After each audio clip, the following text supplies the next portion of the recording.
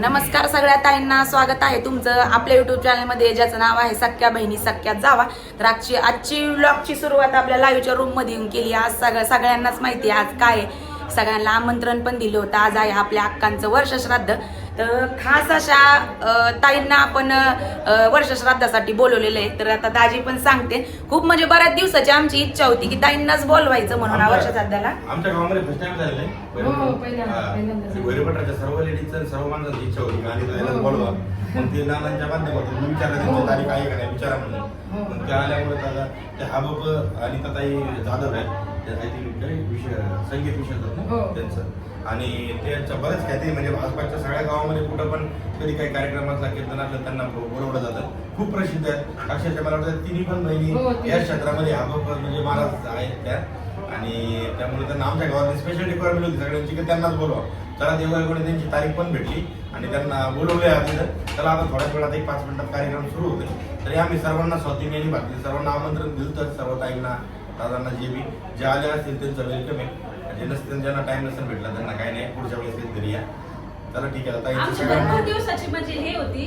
मला माझे 2-3 पैसे म्हणले होते की आणि ताईंना हे करा नाही का तुम्ही वर्षश्राद्धाच्या कार्यक्रमासाठी. तर मी बऱ्याच वेळा युट्यूब वरती पण पाहिलं तुमचं हे याच्यामध्ये. आणि ताई म्हणजे चौथीपासनं ताईंना म्हणजे चौथीपासनं ते करतात ते सगळे कीर्तन वगैरे म्हणजे खूप वर्षापासून त्यांना आनंद वाटला. तुम्ही आम्हाला सगळ्यांना बोलवले. तुमचं पण नाव आम्ही खूप ऐकलं. तुमची लाईव्ह वगैरे माझ्या नंदा जाधव कंपनी म्हणजे ज्या वेळेला तुमचा ब्लॉग आला त्यावेळेला त्यांनी मला पहिलं सांगितलं की तुझं कीर्तन आहे. म्हणजे मला माहित नव्हतं माझं कीर्तन तुमच्याकडे सांगितलं होतं. तुमचं नाव आलं होतं. सख्या बहिणी सख्या जावांची घरी माझं कीर्तन हे मला माहित नव्हतं. तुमचं नाव माझ्याकडे होतं. माझ्या नंदा माझ्या सासूने मला सांगितलं की तुझं कीर्तन ठेवलंय त्यांनी. ते सगळे मला सांगत होते. मग मला कळालं की तुमच्याकडे माझं कीर्तन आहे असं. आम्हाला पण खूप छान वाटलं भेटून तुम्हाला. एकदम मस्त पहिल्यांदा रामकृष्ण. चला आता बराच वेळ झाला. नक्की पूर्ण कीर्तन. हा कसं आता 10चा टायमिंग होता, 11 वाजत आलेत. कसं आता होतच आता उन्हाळ्या दिवस आहे. येता सगळेजण आणि सकाळपासून तर काही व्हिडिओ शूट केला नाही कारण कामाची गडबड. काल पण पाहुणे रावळे सगळे. त्याच्यामुळे आता इथून पुढे जेवढं पॉसिबल होईल ताईंच्या कीर्तनाचं जेवढे आपल्याला शिकण्यासारखं आहे घेण्यासारखं तेवढं नक्कीच व्हिडिओ मध्ये शूट केलं जाईल आणि बाकीचं जेवढं घेता येईल तेवढं घेऊ आता, आहे की नाही. चला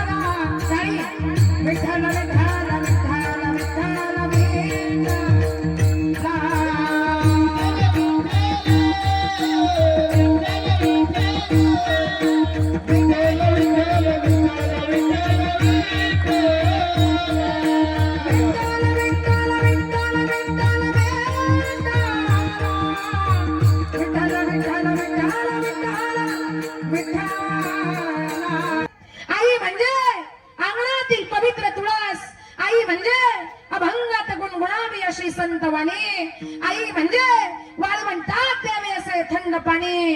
आई म्हणजे आरतीत वाजवावी अशी लयबद्ध टाळी आणि वेदनेनंतरची पहिली आरळी. तिला जीवनामध्ये खऱ्या अर्थान आई म्हणतात. तिला जीवनामध्ये आई म्हणतात. तिला जीवनामध्ये आई म्हणतात. अरे ज्याला हात नाही त्याला विचार हाताची किंमत. किंमत. जो डोळे असून अंध आहे त्याला विचारा डोळ्याची किंमत.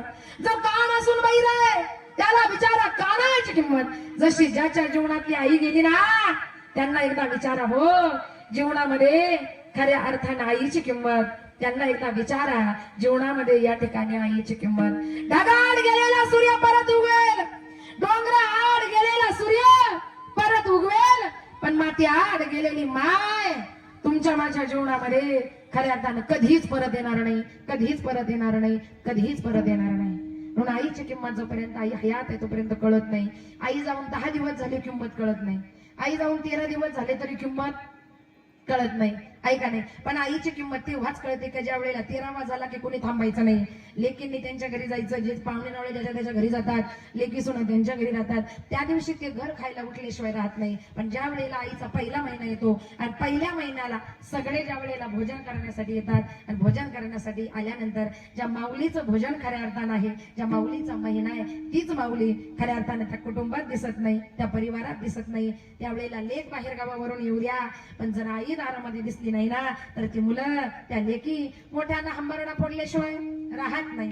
कुठे गेली माझी आई, आई ग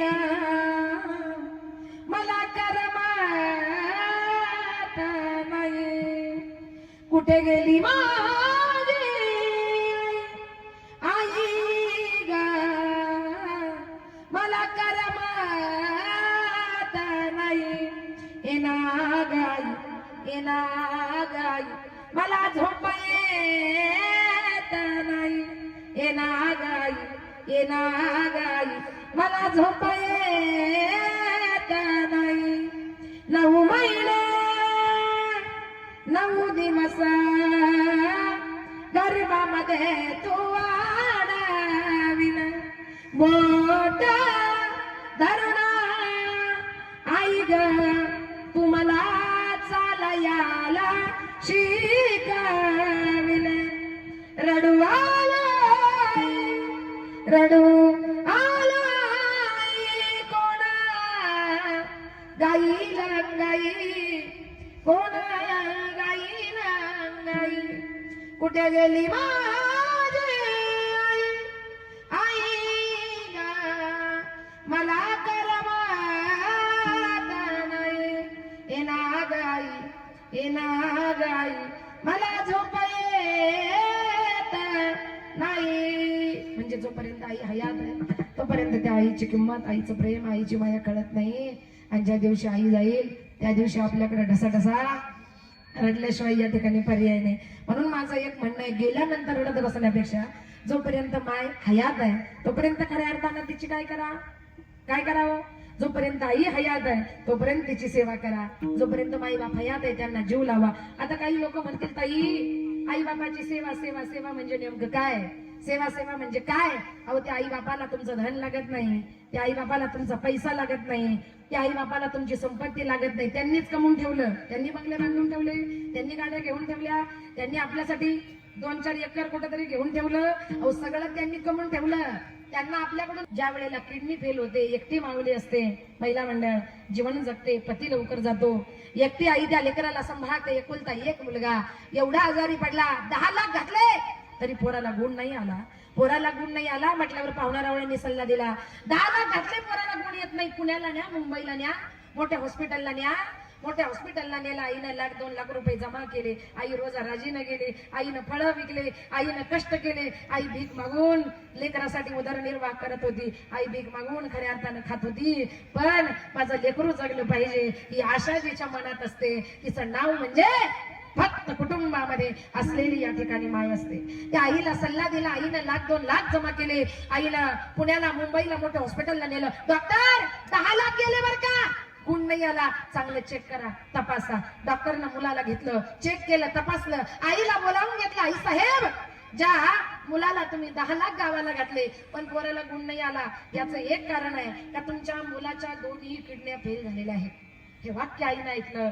आईच्या पायाखालची जमीन सरकली, आईच्या डोळ्यापुढे अंधाऱ्या आल्या, आईला चक्कर आली, आई चक्कर येऊन खाली पडली. ज्या वेळेला आई चक्कर येऊन खाली पडली, डॉक्टरांना सावध केलं, आई साहेब एकट्या झाला, पती लवकर गेले, एकटे नाही तर मग अजून कोण येणार? अहो पण बरोबर कोणी आणलं नाही, कुणी नाही, मग एकट्याच आहात, मग तुम्हाला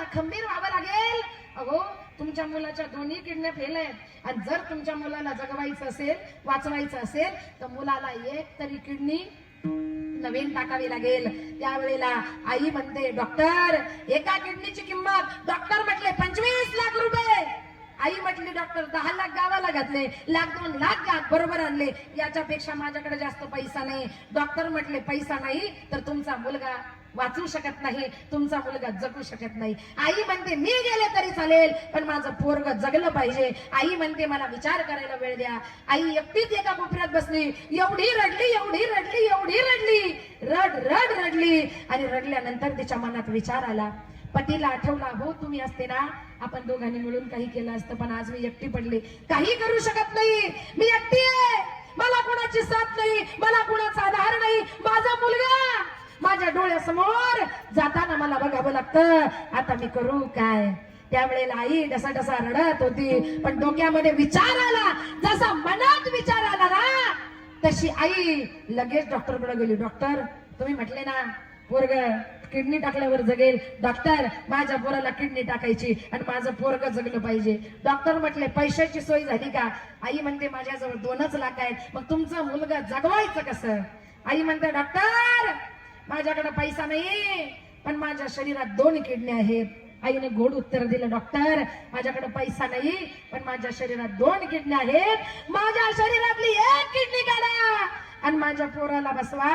जगलो तर दोघही जगू, नाहीतर मेलो तर दोघही मरू. तिचं नाव म्हणजे माय.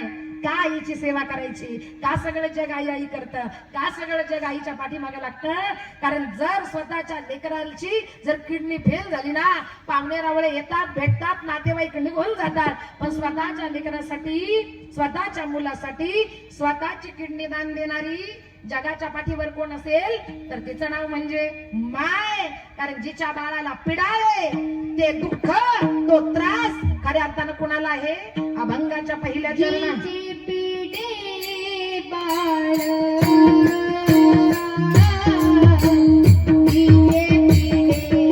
लेका वडाची पारंबी साऱ्या घराला जोडते, लेका वडाची पारंबी साऱ्या घराला जोडते.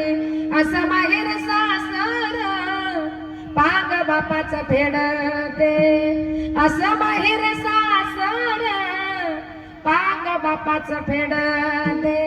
जेव्हा बापाला कळाले त्याचे काळीज जळाले, जेव्हा बापाला कळाले त्याचे काळीज जळाले. तिला कुशीत घेऊन त्यानं टिपूस गाळले, दिसाड दिस गेले, काही सुखे काही ओले. मुक्या काळजाची हाक धरणी आभाळाला बोले, मुक्या काळजाची हाक धरणी आभाळाला बोले. कळतं का, लेक वडाची पारंबी साऱ्या घराला जोडते, असं माहेर सासर पांग बापाचं फेडते. मुलगी काय करू शकते तर स्वतःच्या बापासाठी स्वतःची किडनी दान देऊ शकते. हे त्या डॉक्टर मुलीने सिद्ध करून दाखवलं.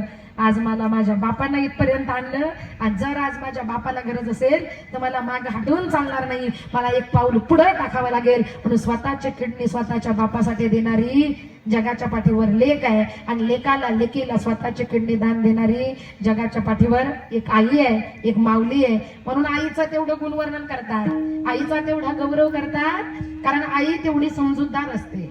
आई कुटुंबामध्ये प्रत्येकाला समजून घेण्याचं काम गेलात. अक्का तुम्ही गेलात, आमच्या घराचं घरपण हरवलं, आमच्या घराचं घरपण हरवलं, आमच्या घरातला देवारा. कारण आमच्या अक्का आमच्या घरामध्ये देवाच्या रूपानं होती, आमच्या अक्का आमच्या घरामध्ये लक्ष्मीच्या रूपानं होती. अक्का तू गेलीस, अक्का तुम्ही गेलात, पण आज आमचा देवारा खऱ्या अर्थानं खाली खाली झाल्यासारखं वाटतं. कारण हे अक्का, हे आई, तुझ्यासारखी श्रेष्ठ मूर्ती या जगामध्ये आम्ही कधी पाहिली नाही ग. आई तुझ्या मूर्ती वाणी या जगात मूर्ती नाही, आई तुझ्या मूर्ती वाणी या जगात मूर्ती नाही.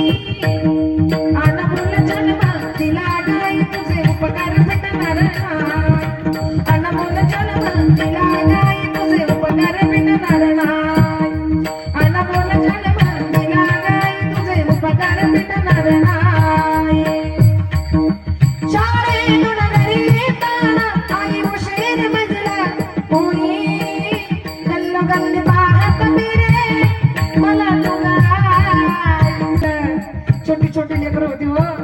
छोट्या छोट्या लेकरांना लहानाचं मोठं केलं, छोट्या छोट्या लेकरांना लहानाचं मोठं केलं. अक्का खचली नाही, अक्का डगमगली नाही. का माझी लेकरं माझा जीव आहे, माझी लेकरं माझा प्राण आहे, माझी दोन्ही लेकरं खऱ्या अर्थानं माझा श्वास आहे. आणि मला जगायचंय माझ्या या दोन लेकरासाठी, मला जगायचंय माझ्या या दोन लेकरासाठी. म्हणून आयुष्यभर अक्का जगत राहिली, झटत राहिली, कष्ट करत राहिली.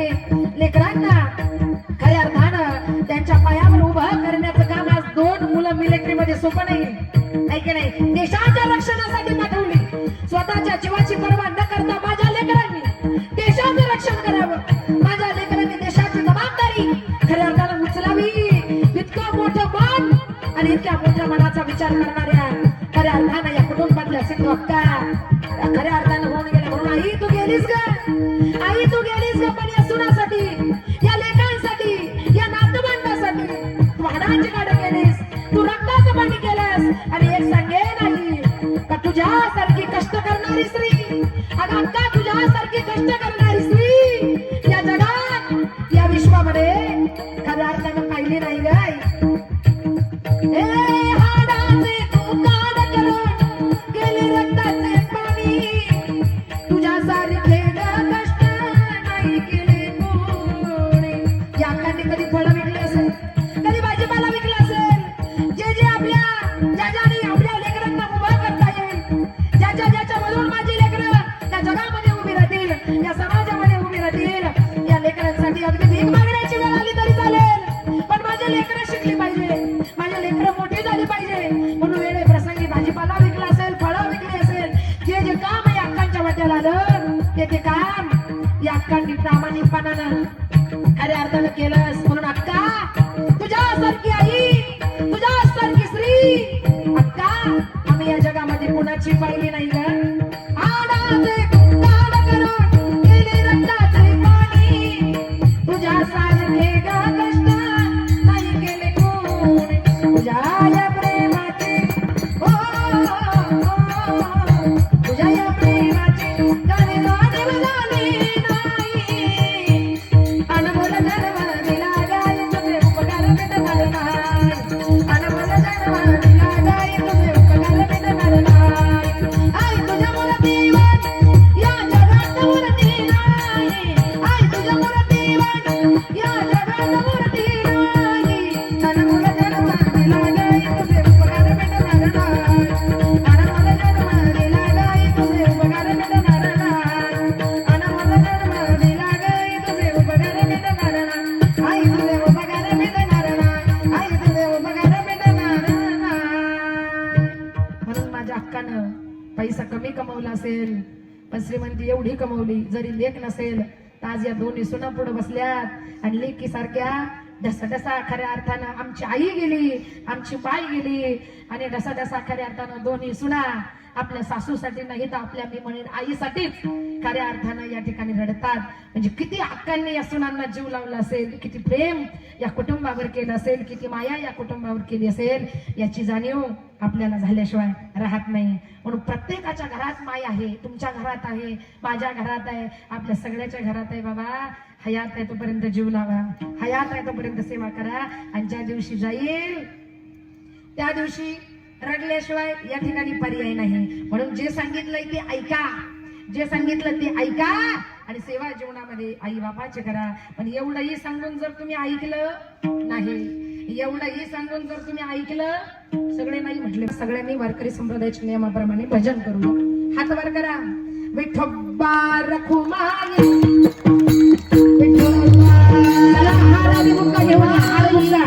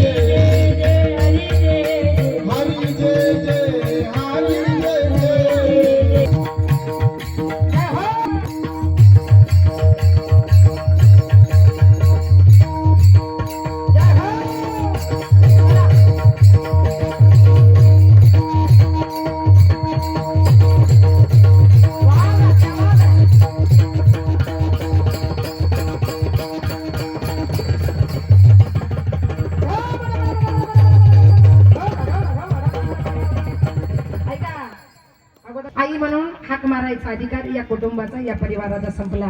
कारण जोपर्यंत आई आहे तोपर्यंत प्रेमानं आई अशी हाका मारा, आणि ज्या दिवशी आई जाईल त्या दिवसापासून प्रेमानं आई अशी हाक मारता येणार नाही. म्हणून शेवट एकच करणार, सोडून गेली आई आम्हा लेकरांना, आई आई आई हाका मारू मी कुणाला, आई आई आई हाका मारू मी कुणाला, अक्का अक्का अक्का हाका मारू मी कुणाला. अक्का आमच्यासाठी कष्ट केले फार, आई आमच्यासाठी कष्ट केले फार, सोडून गेली आहे सारा परिवार, सोडून गेल्या अक्का सारा परिवार. लेकी सुनार रात बसती सांदी कोपर्याला, लेक सुनार रात बसती सांदी कोपर्याला, आठवण येते अक्का याच घडीला, आठवण येते अक्का याच घडीला.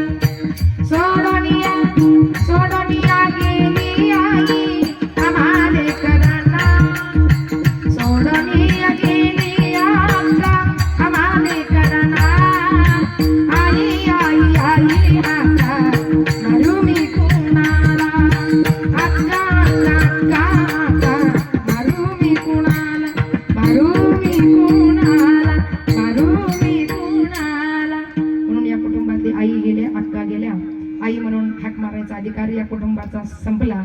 2 मुलं खऱ्या अर्थानं आपल्या मिलिटरीमध्ये या ठिकाणी देशाची सेवा करतात, आहे की नाही. आमचे शंकरदादा रिटायर झालेत, पण या ठिकाणी राजूदादा आजही मिलिटरीमध्ये या ठिकाणी राहून देशाची सेवा करतात. देश सेवा करणं हे सोपं काम नाही, आहे का नाही. देश सेवा करणं हे सोपं काम नाही, पण हे संस्कार खऱ्या अर्थानं जिनं दिले त्या म्हणजे या कुटुंबातल्या माऊली अक्का.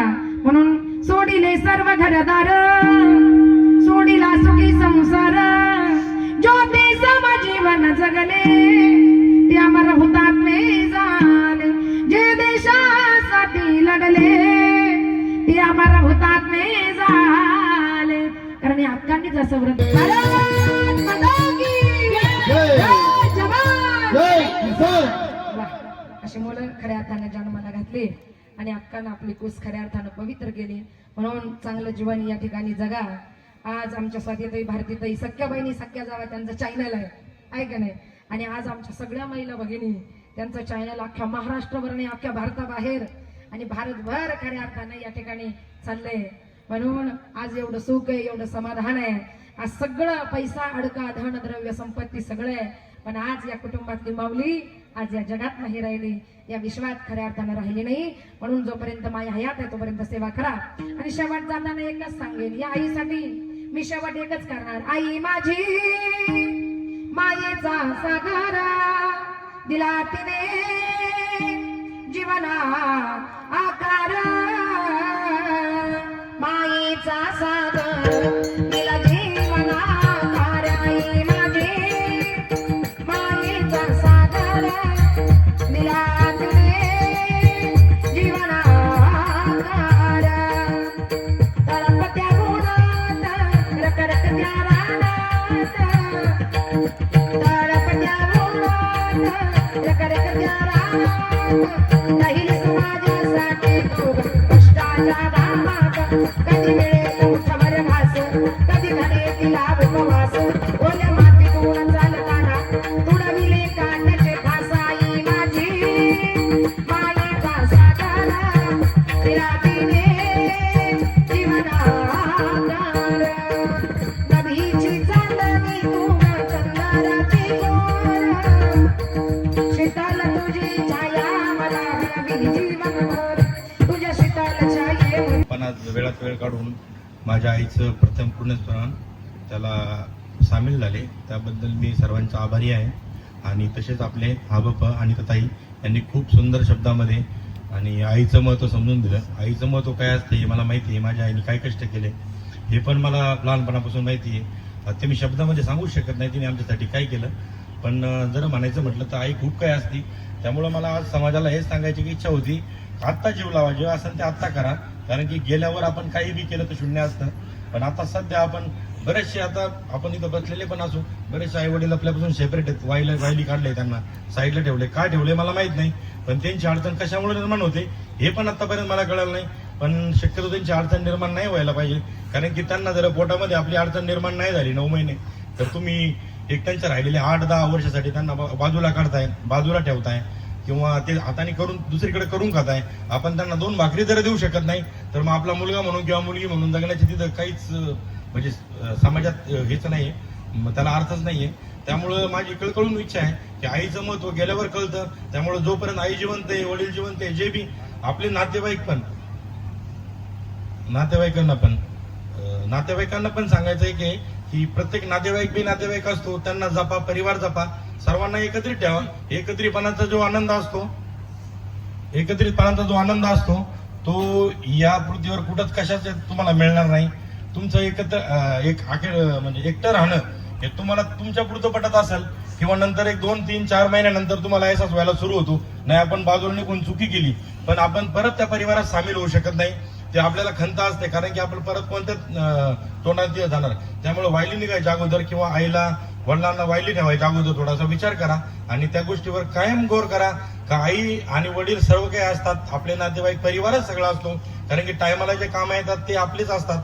त्यामुळं कुणी बी म्हणजे आम्ही कोणत्याही गोष्टीला बळी पडून म्हणजे का चला तो वायली राहतो तो मी राहायला पाहिजे, त्याचा फ्लॅट आहे तर माझा फ्लॅट पाहिजे. तुम्ही फ्लॅट नाही तिकडे माडी बांधा, पण आपल्या आई वडिलांना आणि आपल्या परिवाराला नक्की जीव लावा. एवढंच माझं कळकळीचं सांगणं आहे. कारण का आईचं दुःख मी स्वतः भोगलेलं आहे. आई नसल्यावर काय होतं हे मला जाणीव आहे. त्यामुळं सगळ्यांना माझी हीच विनंती, आणि तुम्ही सर्व वेळात वेळ काढून माझ्या या आईच्याच पुण्यस्मरणाला माझ्या दुःखामध्ये सामील झाले. सर्वांनी त्याला आदरांजली दिली, श्रद्धांजली दिली, त्याबद्दल मी सर्वांचे आभार मानतो आणि थांबतो. तसेच यानंतर आता प्रसाद जेवणाचा कार्यक्रम ठेवलेला आहे, सर्वांनी त्याच्यामध्ये करूनच जावे. एक ऋण व्यक्त करताना संदेश दिलेला आहे. विचार बदला, माणूस बदलेल. प्रत्येक कीर्तनामध्ये, प्रवचनामध्ये आपण सहभागी होतो आणि महाराजांना सुद्धा सांगण्याची वेळ येते की आई वडिलांची सेवा करा. हे आपल्यासाठी म्हणजे योग्य नाही ते. म्हणून आपण ह्या गोष्टी जाताना खरोखर शंकरचा आदर्श आपण या ठिकाणून घेऊन जावा. नुकतंच दरम्यानच्या काळामध्ये या ठिकाणी सुरेखाताई बनोदास कोतकर या ठिकाणी उपस्थित झालेले आहेत. आधार घेऊन आणि या मातेचं ममत्व या ठिकाणी अतिशय सुंदररित्या मांडण्याचा प्रयत्न त्या ठिकाणी केला. खरोखर या मोठ्या परिवाराच्या वतीनंच नव्हे तर सर्व भैरे पठार खुर्द ग्रामस्थांच्या वतीनं, व्यक्तिशः वाबळे परिवाराच्या वतीनं मनापासून मनापर्यंत ताई तुम्हाला धन्यवाद देतो, तुमचे आभार मानतो. आणि तुमचं या ज्या उद्याच्या सावित्री, उद्याच्या होणाऱ्या जिजाऊ ज्या आहेत त्या खरोखर ही सिस्टीमच अतिशय शास्त्रशुद्ध, शिस्तबद्ध, स्वच्छ आणि शास्त्राला धरून अशा पद्धतीनं कीर्तन अजूनही या ठिकाणी संपवू नये असं वाटत होतं. परंतु काळ वेळ महत्वाची असते, वेळ झालेला असतो ना. शिवाय कीर्तन हे तुम्ही बरोबर वेळेत सोडलं गेलं. म्हणून पुनश्च एकदा या मोठ्या परिवाराच्या वतीनं, भैरे पठार खुर्द यांच्या सर्व ग्रामस्थांच्या वतीनं तुमचे आभार मानतो.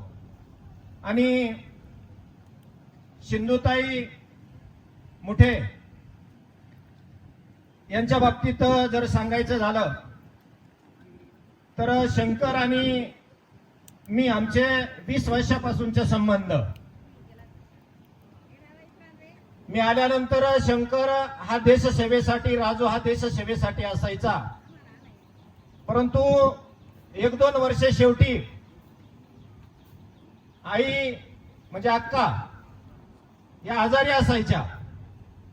परंतु आजार हा कधी असा कधी तसा बरा होणार असायचा, सिरियस थोडंसं असायचं. या दोन्ही मुलांनी, स्वाती आणि भारती दोन्ही सुनांनी, नवे नवे लहान जे नातवंड आहेत ना, हे नातवंडांनी सुद्धा दुरावा त्या अक्काचा कधीच केला नाही. मनापासून महाराजांनी तुम्ही सांगितलं त्या पद्धतीनं सासू सुनेचं नातंच नव्हतं. नातं होतं ते आईचं आणि लेकीचं नातं होतं.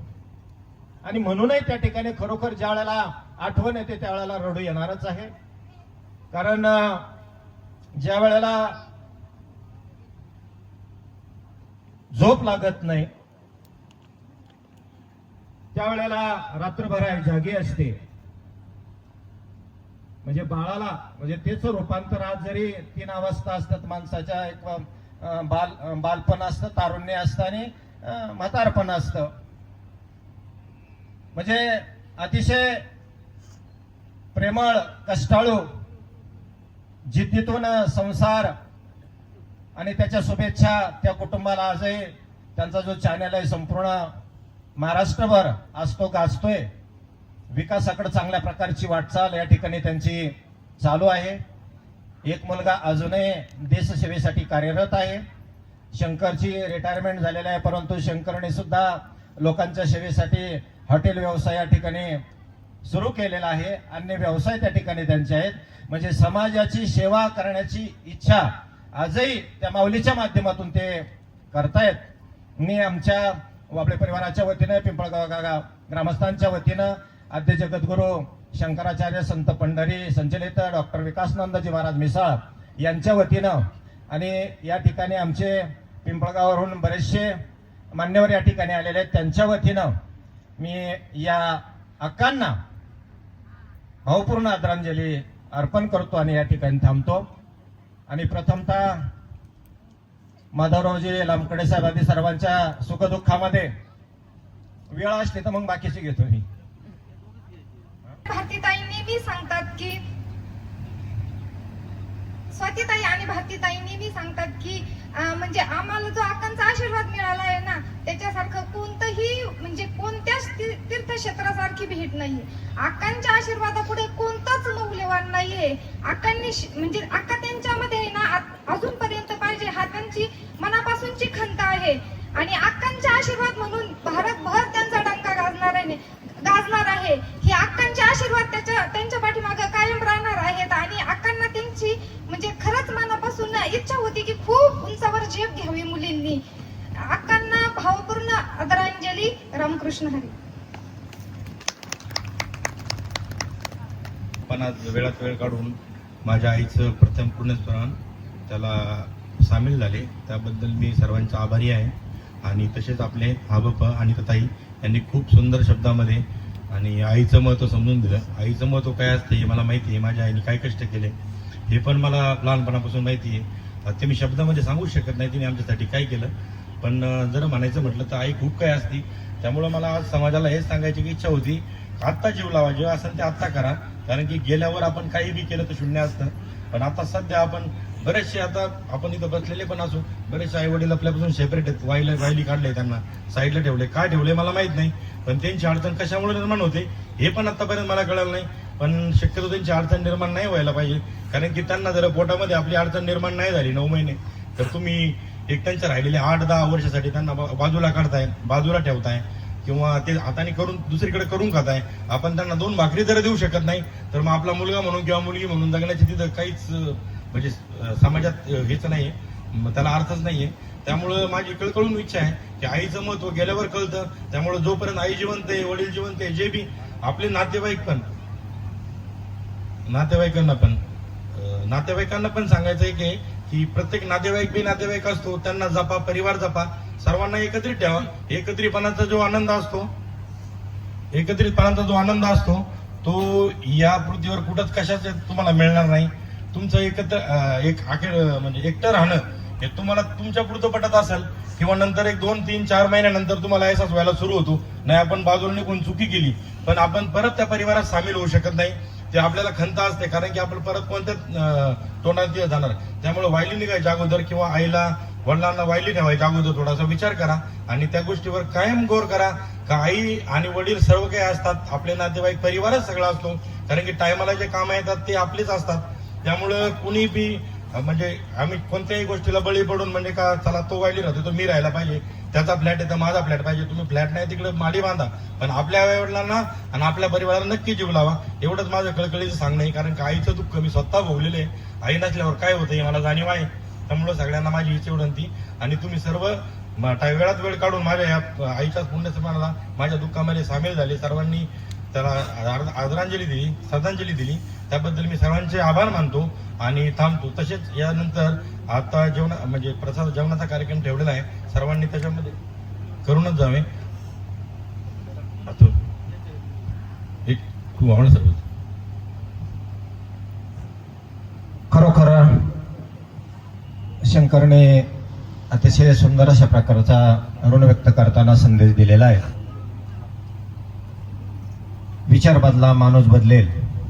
प्रत्येक कीर्तनामध्ये प्रवचनामध्ये आपण सहभागी होतो आणि महाराजांना सुद्धा सांगण्याची वेळ येते की आईवडिलांची सेवा करा. हे आपल्यासाठी म्हणजे योग्य नाही ते, म्हणून आपण ह्या गोष्टी जाताना खरोखर शंकरचा आदर्श आपण या ठिकाणून घेऊन जावा. नुकतंच दरम्यानच्या काळामध्ये या ठिकाणी सुरेखाताई बनोदास कोतकर या ठिकाणी उपस्थित झालेले आहेत. मी त्यांचं मोठ्या परिवाराच्या वतीनं, भोयरेपठार खुर्द ग्रामस्थांच्या वतीनं आभार मानतो आणि थोडक्यात या ठिकाणी त्यांनी मनोगत व्यक्त करावं असं स्वातीताई आणि शंकर यांची इच्छा आहे आणि सर्वांसाठी चला, छान असा कीर्तनाचा कार्यक्रम मस्त पार पडलाय. अगदी जसं मनाजोगतं पाहिजे होतं तसंच ताईंनी सगळ्या गोष्टी कीर्तनामध्ये सांगितल्या. म्हणजे एक मनाला बरं वाटलं, किंवा नाहीतर कधीतरी कुणाच्या कीर्तनाला गेलं तर कधीच आवर्जून कुणाचं कीर्तन आजपर्यंत मी कधी ऐकलं नव्हतं, कधी पण बोर व्हायचं. पण ताईंचं असं वाटत होतं की संपूच नाही, इतकं छान सगळा कार्यक्रम झाला. आणि आवर्जून ताई म्हणल्या मला फॅशन स्टुडिओला व्हिजिट करायचंय, आणि जवळच होतं त्याच्यामध्ये त्याच्यामुळं ताई आल्या. ताईंनी कलेक्शन सगळं पाहिलं. ताई कसं वाटलं कलेक्शन सांगा. आता आमची कशी नवीन सुरुवात आहे, 1.5 वर्षापासूनच आपण फॅशन स्टुडिओला सुरुवात केली. म्हणजे एकदम कमी रेंज पासून आता कुठंतरी आपण प्रीमियम क्वालिटीच्या साड्या आता फॅशन स्टुडिओ मध्ये ठेवायला सुरुवात केली. तर त्यांना आवडले कलेक्शन पहा. तर लक्ष तिकडं आणि जास्त लक्ष साड्यांकडं. साड्या खूप छान आहे, क्वालिटी खूप छान आहे आणि रेट पण एकदम रिझनेबल, म्हणजे अजिबात जास्तही नाहीये. आणि खूप तुम्ही सुद्धा सगळ्या महिलांना मी सांगेन या कधीतरी त्यांच्या या ठिकाणी भेट द्या, व्हिजिट करा. आणि खूप खूप छान तुम्ही सुद्धा साड्या या ठिकाणी खरेदी करा. तर मी सुद्धा खरेदी केलेली आहे, मी सुद्धा आले तरी तशी साडी घ्यायला आली मला असं वाटतं बऱ्याचशा काढल्यात. आणि असंच होतं प्रत्येक वेळी. आता जसं की इथून मागं आपण म्हणजे परमिशन म्हणजे व्हिडिओमध्ये मी स्वतः सांगत होते की नाही का अलाउड नाहीये, कारण सगळ्या ताईंना माहिती आपलं घरगुती सगळं होतं.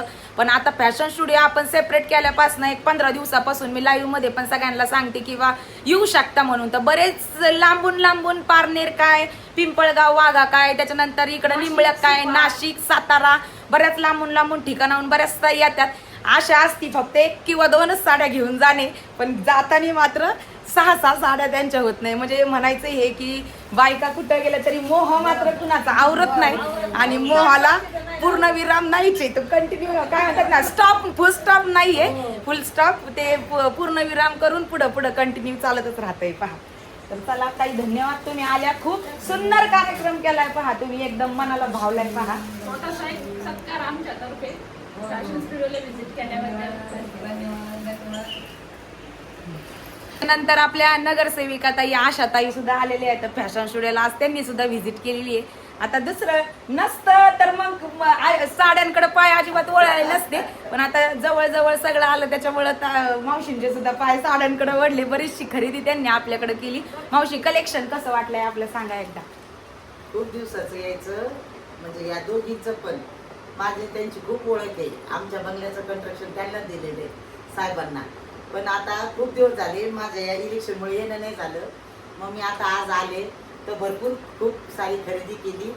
खूप छान कलेक्शन आहे आता पुन्हा येणार आहे मी आता सगळ्या सुनबाईंबरोबर सुनबाईंबरोबर येणार आहे मी. हा कलेक्शन आलं ना का कसं फोन करू तुम्हाला तसं हो. कसं व्हरायटी बघायला हा. मिळते. घरी गेलतो एकदा जेवण वगैरे करून आलो मस्त बराच वेळ त्यांच्या इकडे गेलतो फार्म हाऊस वरती फार्म हाऊसचं काम आपल्या दाजींकडेच आहे त्यांचं. हो, आहे ना. तर मस्त पैकी आता सध्या थोड्यावर आले ना मावशी काम हो, सगळं व्यवस्थित चाललंय. फर्निचरचं चालू आहे. झाल्यावर टूर देऊ ना आपण हो छान. हा देऊ ना परत तिथे व्हिडिओ काढू ना आपण चला परत व्हिजिट देऊ. खूप छान कलेक्शन खूप छान साड्या